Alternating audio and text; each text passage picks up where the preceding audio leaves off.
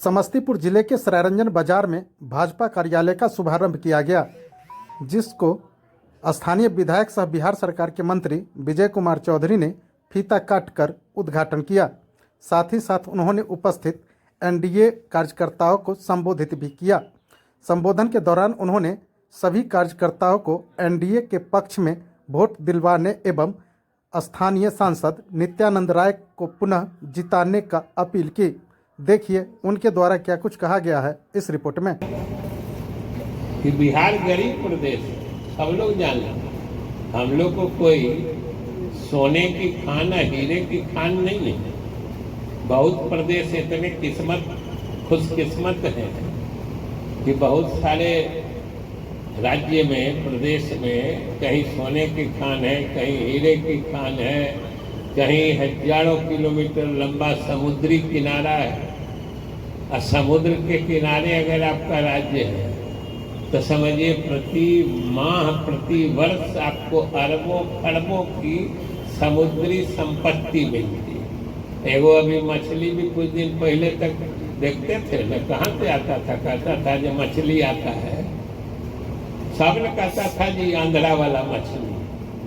तो आंध्रा वाला मछली क्यों आ जाता था समझ लीजिए, क्योंकि आंध्र प्रदेश को सबसे लंबा समुद्री किनारा मिला। और ये सोने की खान, हीरे की खान या समुद्री किनारा जो किसी प्रदेश को मिलता है, अपूर्व संपत्ति प्रदान करता है, वो किनारा उसके सरकार की मेहनत से नहीं मिलता है और नहीं वहाँ के नागरिकों के मेहनत के बल पर समुद्र किनारा उसको मिला है। ये सिर्फ किस्मत से मिला है। तो हम लोग उतने खुशकिस्मत नहीं है।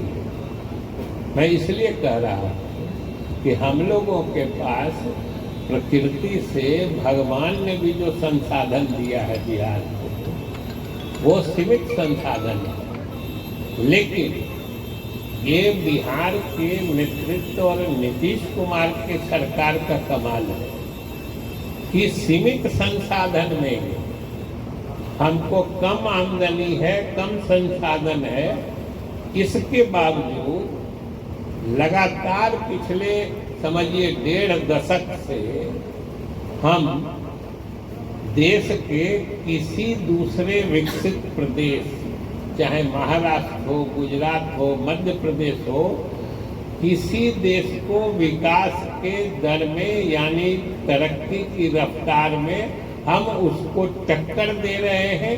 यही हमारे नेतृत्व का कमाल है। जब देश का नेतृत्व ऐसे सक्षम व्यक्ति मोदी जी के हाथ में है, प्रदेश का नेतृत्व जो समझिए जिसके नेतृत्व का कायल आज पूरा देश हो रहा है, उसके हाथ में है, तो आखिर इन दोनों से अलग कोई क्यों सोचेगा?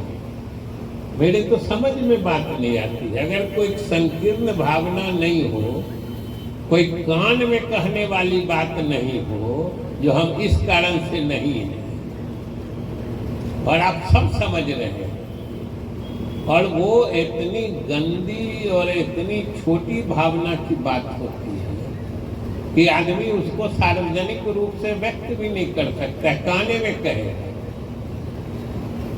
इतनी गंदी बात होती है। तो जब दिल ईमान साफ रहे तो उसका फैसला हम ही आपके पक्ष में जाएगा। और ये दोनों नेता जो हैं हमारे, उनके साथ जब चिराग पासवान, उनका अपना वजूद है, उनकी अपनी फॉलोइंग है, वो मजबूत है। जीतन मांझी जी मुख्यमंत्री रहे हुए हैं, उपेंद्र कुशवाहा जी वो भी इस इलाके से परिचित हैं और चुनाव भी लड़ चुके हैं। तो किसी का सोच सही मायने में हम लोग से अलग नहीं जा सकता है, और जिनका जाता होगा हम दावे के साथ कर सकते हैं कि वो उस कारण को खुले आम जोर से बोल नहीं सकते हैं, क्योंकि उनका ईमान भी गवाही दे रहा है कि हम जिस सोच से वोट नहीं दे रहे हैं वो बात बड़ी गंदी है। एनडीए के साथ और ये सोच के देखिए कि आपके पास हर कारण मौजूद है लोगों से समर्थन मांगने का, हर कारण आपके पक्ष में। और वोट तो वैसे लोग भी मांग रहे हैं जिनको किसी कारण से वोट नहीं मिलना चाहिए, वैसे लोग भी वोट मांगने जा रहे हैं। तो जब वैसे लोग भी वोट मांगने जा रहे हैं जिनको एक कारण नहीं है बताने का जो हमको क्यों वोट मिलना चाहिए, तो हमारे आपके लिए तो उपलब्धियों का पहाड़ है। अगर शुरू करिएगा किसी क्षेत्र में बताना तो समझिए गिनाना मुश्किल होता है। हम तो बराबर करते हैं, एक ही बात करते हैं कि अगर एनडीए सरकार की उपलब्धियों को दिखाने गिनाने की बात हो तो किसी पंचायत के किसी सबसे पिछड़े इलाके में चलिए, आप कहीं खड़े हो जाइएगा किसी वार्ड में, एक बार चारों तरफ नजर घुमा दीजिएगा, आपको सरकार, नीतीश सरकार से लेके भारत सरकार, मोदी जी का अनाज तो घर घर पहुंच रहा है गरीब लोगों के लिए मुफ्त अनाज। अभी गैस कनेक्शन की बात हो रही थी, घर घर पहुंच रहा है। नीतीश सरकार का सड़क, बिजली, पानी, कोई इलाका है जहां नहीं पहुंच रहा है? एक बार नजर घुमाइए, चारों तरफ सरकार की उपलब्धि है। तो हमारे कार्यकर्ताओं को तो इतना मजबूत आत्मबल से जाना चाहिए कि सामने खड़ा कोई कहाँ